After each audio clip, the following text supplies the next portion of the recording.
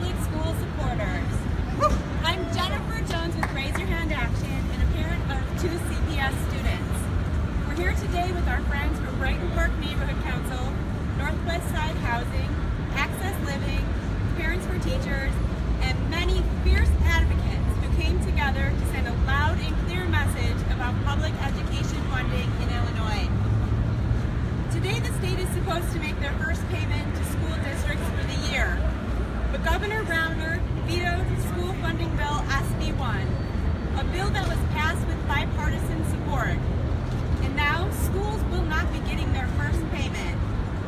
Instead, the governor has amended the bill to include harmful changes, is doing his best to pit Chicago against the rest of the state, and has managed to get tax credit scholarships, which are essentially vouchers with a middleman, into the negotiations.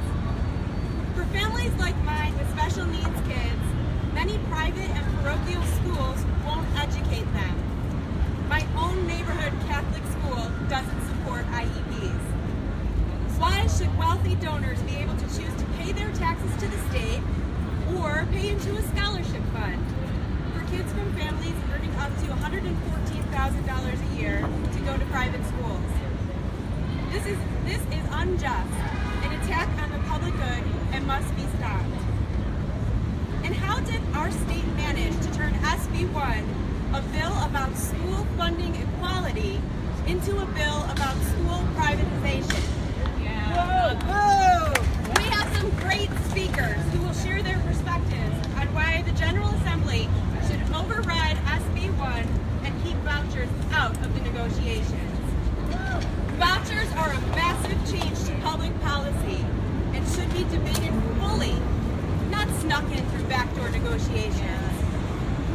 First off, let's welcome Stephanie Farmer, a professor of sociology from Roosevelt University. Good afternoon. Governor Rauner's proposed voucher-like program is not uncharted territory. There are many places that implemented voucher-like programs. I believe it's important that we learn from the research on these voucher programs to predict what can happen in the state of Illinois if state legislators vote to support Rauner's vouchers-like program. In places that have voucher experiments, the tendency is that governments do not allocate more money for education. Rather, to pay for vouchers, states and cities dip into the same pot of money from public schools. So there are more people. The more people that use vouchers for private education means less money is going into public education budgets. In Indiana, vouchers did not necessarily lead to more school choice. In fact, the majority of voucher recipients had never even attended a public school. Instead, these students were already attending private school. As such, the biggest benefactors of Indiana's voucher program are students that are more affluent and white, rather than the public school students who are from working families, people of color, and children who benefit from special education services. Education resource hoarding by the affluent is counterintuitive to what most people regard as the role of public education in a democracy, as a means to provide all kids, regardless of their class and race background, equal opportunity to succeed. Instead, vouchers in places like Indiana are stacking the deck in favor of the affluent.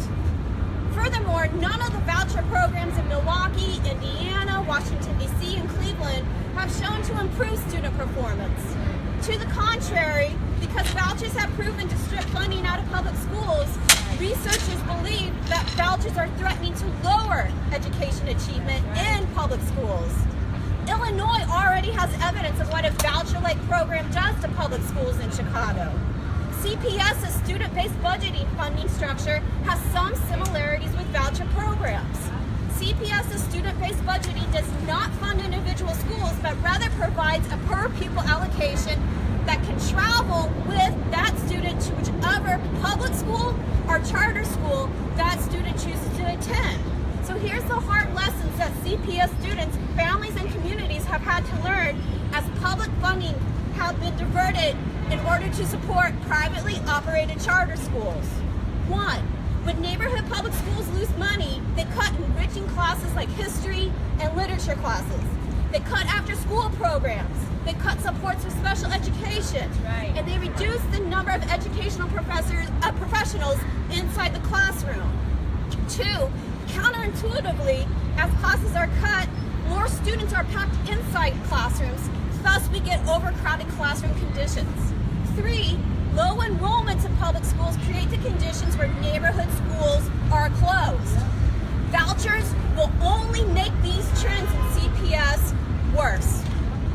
But downstate and suburban school districts that are already operating on shoestring budgets should learn the lessons of CPS, as well as voucher programs in other Midwestern states like Wisconsin and Indiana, because these are the trends that they can expect if their state legislators allow Rauner's voucher program to pass. Thank you. All right.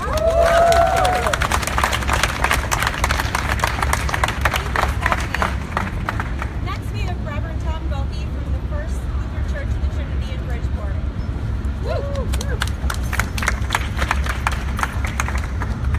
Good morning. Good morning. My name is Reverend Tom Gaulke. I'm pastor at First Lutheran Church of the Trinity in the Bridgeport neighborhood of Chicago. I'm a proud graduate of Lutheran kindergarten, as well as a recipient of an excellent public education from the 1st through the 12th grade. I, like many in my generation, am a beneficiary of a system and a society who chose to invest in the future of this country by generously building strong schools with tax money. Everyone grew in with the understanding that money spent on education is money invested for the common good, common meaning everyone, and common meaning no one needs to be left out. Amen? Amen. Amen. What a beautiful thing some of our forebears envisioned. The common good.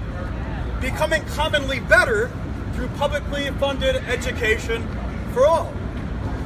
And what a beautiful ethic they sought to live, to provide not just for themselves, not just for ourselves, for our own tribe or for our own bloodline or class or creed or color, but also for our neighbors, whoever they might be, and no matter the color of their skin, so that all might benefit from education, and so that the world might benefit in turn. Amen? Amen. In the scriptures, time and again, Jesus calls his followers to love our neighbors in word and deed.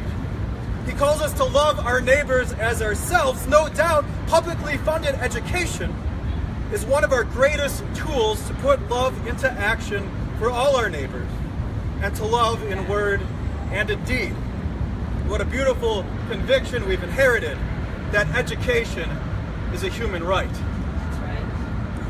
Currently, that human right and that common good are both under attack. Using misleading names such as school choice, our governor and those who do not oppose him are once again advocating not for the common good, but rather for the good of the wealthy alone. But Governor Rauner and those who stand silent while witnessing his abuse, you're not fooling us. We know that what you call choice is not a choice to serve the people of Illinois at all. It's simply you and your billionaire friends choosing to opt out of the common good and instead invest your money in one another's pet projects and institutions while leaving the public high and dry. That's not a choice for us. That's you choosing to sacrifice the poor for the benefit of those who bear your family names. That's you choosing to smile while sharing a $30,000 bottle of wine with your friends, unfazed and unconcerned for poor, white, black, and brown communities being crushed once again by the devastation of disinvestment and the results of your greed. Yes. Imprisonment, hunger, and the continued cycle of crushing poverty. You have the power to fund systems to help our people break out of poverty, instead of using your power to siphon $100 million from an already bleeding system. Amen? Amen. $100 million at a time like this. I ask you with all sincerity, Governor Rauner, do Do you enjoy watching our children suffer? Do you take joy in the death of poor black and brown children? Do you care at all about the common good? Or are you excited at the prospect that you and your friends might make a buck off the already broken backs of our children? Yep. I fear the answers to these questions, but as Jesus said, we can only judge a tree by the fruit that it bears. Governor Rauner, this morning we would call you once again to repent, Yes. to have a heart, to Right. put down your $30,000 bottle of wine, to Right. take off your money-colored glasses, and to turn around, as you so often like to say, and see the suffering in this state that you are charged with caring for. See the suffering to which you are contributing today. See the suffering and be responsible. Respond. Do your job. Yeah, that's right. We invite you to dream with us again this dream, a dream about the common good, good for all people regardless of race or religion. Dream with us a dream of fully funded schools, a dream of playgrounds and fed bellies, a dream of children laughing and growing into living and lively adults. Governor Rauner invests in our future, and for the love of God, love your people and invest in us. And one last thing, if Rauner won't, because let's face it, his fruits have been pretty rotten, haven't they? For the love of us all, Madigan, Cullerton, Brady, Durkin, get with it.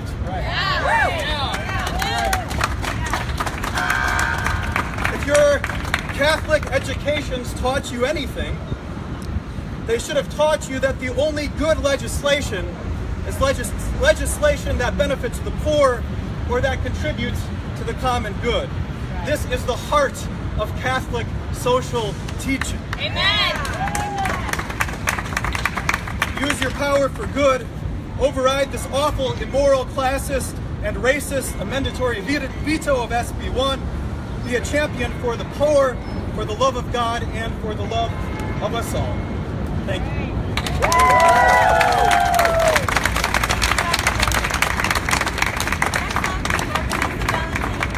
Valentin Chair, the local school council chair. Good afternoon, everyone. My name is Vanessa Valentin, and I'm a proud parent of Steinmetz College Prep, Reinberg students, and a Belmont Cragen resident, and a big advocate for community schools in the city of Chicago. As Steinmetz has lost over $2 million in the last 2 years, I am here with my community, with our students, to tell Governor Rauner to pass SB1 because it's just the right thing to do. 268 school districts receive more per pupil funding than CPS. That's not fair. So we're not asking for a bailout. We're asking you to change decades of a broken system. Yes. You are trying to cut special education funding. I'm a parent with a special education student, self-contained. And I will not allow you to continue to take away from our kids to give to communities and families that have privilege. So parents, it's time for us to stand up. It's time for us to get into our schools, get into our councils, and fight Rauner and fight the broken system that we have for our children. So we need to come together, teachers, parents, community leaders, legislators, and fight for what's right of the future of not just the kids of Chicago, but all the children of the state of Illinois. And it's my honor to present Isaiah Ramon, a youth that through these challenges made it through, graduated, but is still fighting for the rights of all the kids of the city and the state. Gente, familia, en español, I'm bilingual. My community Spanish.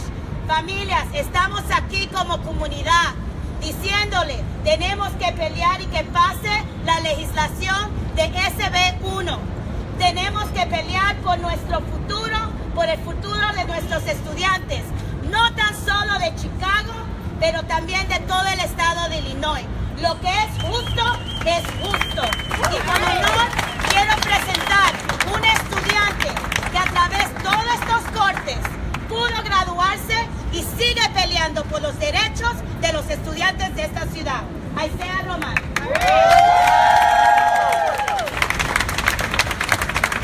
Good morning, everyone. And although it is a good morning, it is also a sad morning. We had to deal with SB1 being vetoed, and that's not true. That's not something that should be right. It's totally unethical in all ways possible for our future children. I can speak from personal experience. I, along with my classmates and colleagues, have raised over $175,000 for my school within half a year. And that's awesome, right? Yeah. But Rauner doesn't care. We had mid-year budget cuts with last-minute notice, $150-something cut. And it's demoralizing how just terrible that was. I worked hard going through AP classes, having 2 jobs, taking care of my brothers and sisters, helping with the community out, and stressing myself over helping the community and my school. And it hurt when we had that money snatched right back from us. How am I supposed to feel as a student, working hard as I can to help the community and my school, and have it ripped away from me, right from my hands?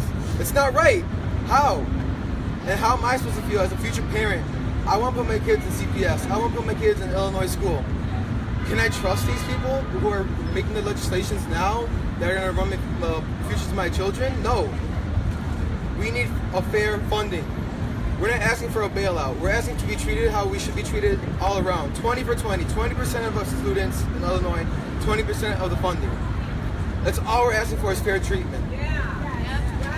How are we going to build new charter schools that are publicly funded, privately ran, right across the street of a public school, and expect that to be fair? Enrollment's going down because of these brand new schools. And you know what? School choice, I get that. Maybe, maybe not. But you're taking kids from that school, decreasing their funding. They had to cut art classes, music classes. Class sizes go up, teachers go down. We're having classrooms in hallways. That's not right. And within time, those public schools close down.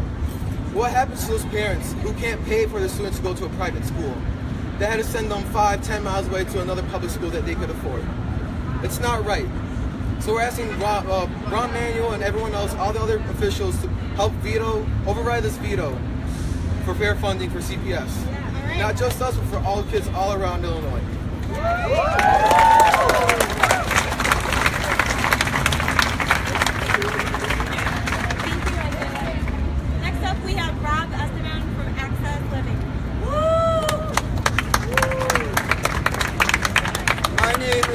Estvan. I am the Education Policy Analyst of Access Living, and I am a proud Catholic University graduate in education. I graduated from St. Xavier University. At our university, we had a discussion about the problems of vouchers and the Catholic school system.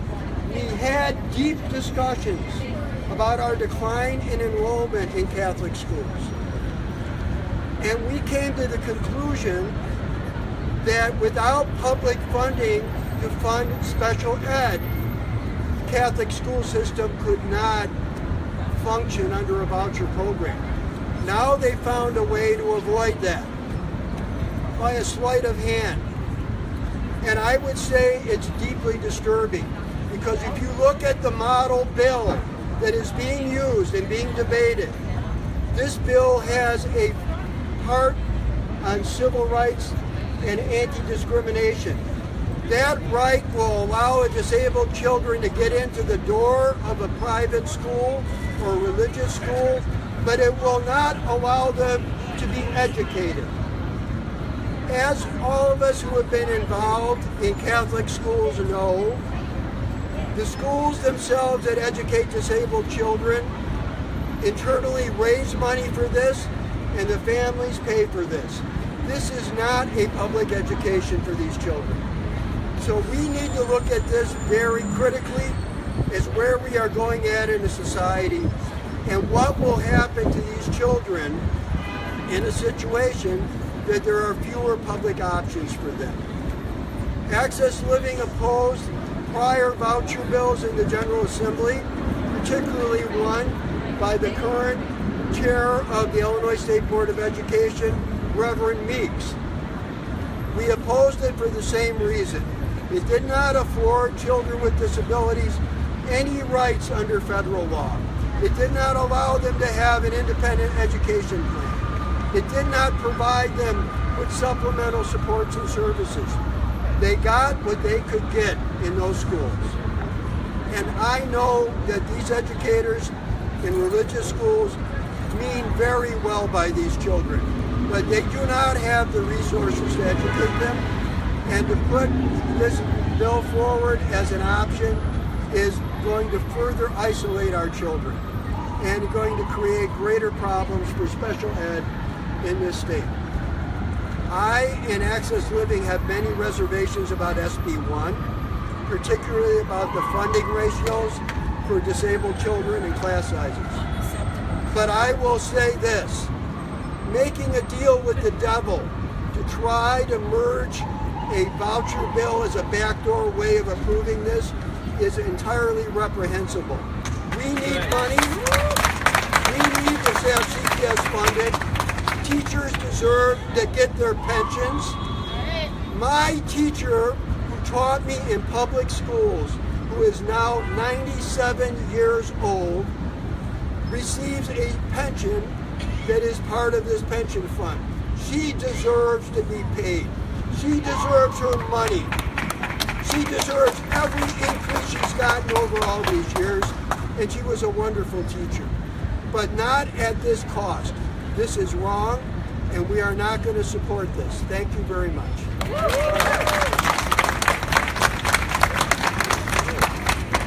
Thank you, Rev. We'll have 2 more speakers, and after that, we'll be delivering letters to our legislative leaders to ensure that they know we do not want vouchers in Illinois. That's right. Next up, I'd like to welcome Karina Martinez. She's a graduate from Curie High School and a member of the Brighton Park Neighborhood Council. Good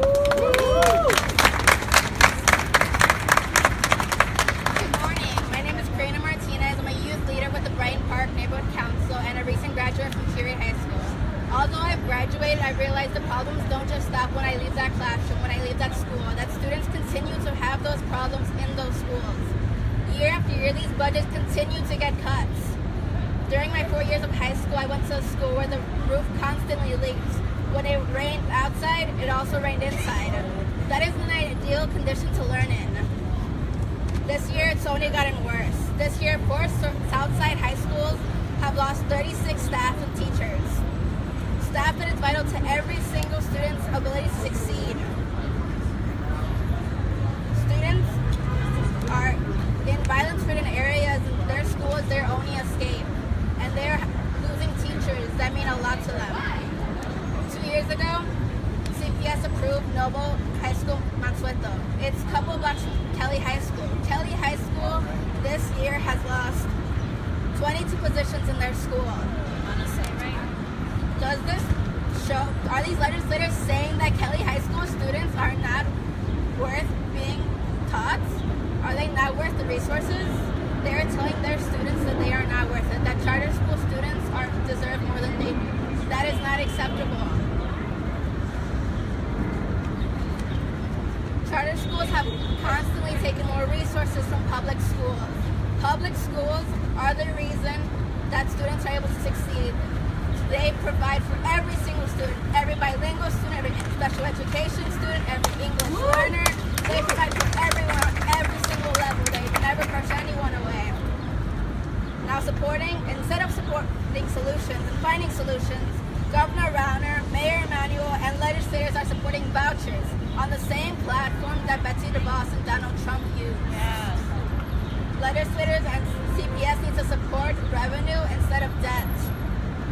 We need to demand no tax breaks for the rich and wealthy. They don't need it. We also don't want vouchers to take away from the public education. We demand that education in Illinois and Chicago be taken seriously. Our future is at stake here. Thank you. Thank you, Karina. Our last speaker is Daglas from the League of Women Voters. Good morning. My name is Andy Daglas. I'm a proud graduate of the public school system in Mount Prospect and Arlington Heights, and I am a member of the The League is a nonpartisan organization that has long supported fully and fairly funding all public schools and long opposed siphoning public money off the private schools. Supporters of voucher programs, tax credit scholarships, whatever you want to call them, like to claim that they help some kids escape underperforming schools. But what they always leave unspoken is, and screw everyone else. They don't want to address the reason why we have underperforming schools in the first place, which is that the schools are underfunded. They're funded based on property wealth instead of based on need. SB1 would have put us on track to correcting that, to fully and fairly funding schools based on need for maybe the first time in the state's history. The governor's administration even admitted it had 90% of what they wanted based on the formula that the ISPE had developed.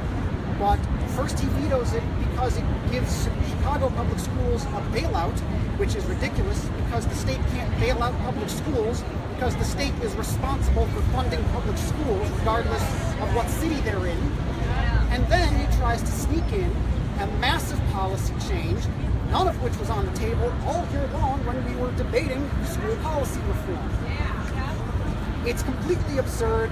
It exacerbates the problem of unequal funding instead of correcting it, which is why the League is encouraging our members to urge lawmakers to override the veto and pass SB1. Thank you.